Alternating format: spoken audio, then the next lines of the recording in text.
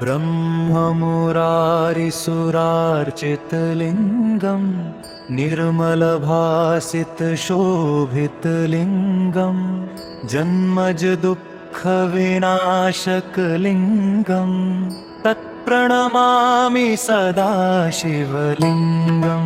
देवमुनि प्रवरार्चितलिङ्गं कामदहन करुणाकरलिङ्गं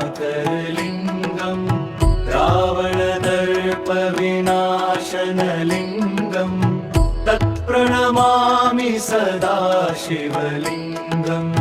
सर्वसुगन्धसुलेपितलिङ्गं बुद्धिविवर्धनकारणलिङ्गं सिद्धसुरासुरवन्दितलिङ्गं तत्प्रणमामि सदा शिवलिङ्गम्।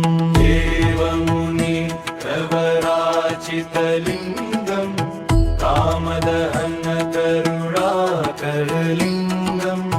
रावणदर्पविनाशनलिङ्गं तत्प्रणमामि सदा शिवलिङ्गम्।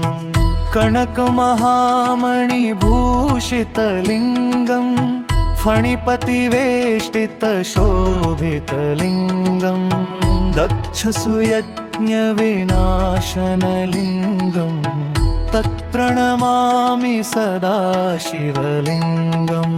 देवमुनि प्रवरार्चितलिङ्गं कामदहन करुणाकरलिङ्गं रावणदर्पविनाशनलिङ्गं तत्प्रणमामि सदा शिवलिङ्गम्। कुङ्कुमचन्दनलेपितलिङ्गं पङ्कजहारसुशोभितलिङ्गं सञ्चितपापविनाशनलिङ्गं तत्प्रणमामि सदा शिवलिङ्गम्। देवमुनि प्रवरार्चितलिङ्गं कामदहन करुणाकरलिङ्गं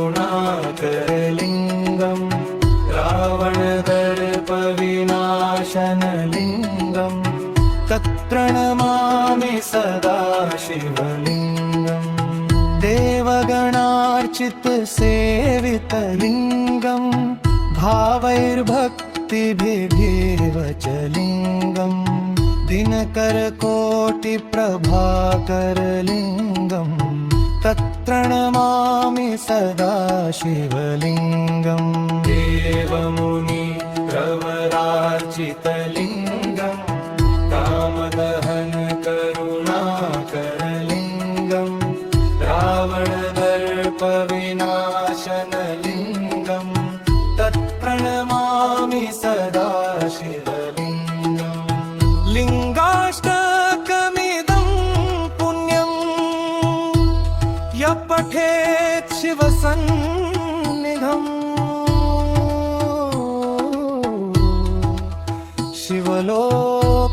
शिवलोकमवाप्नोति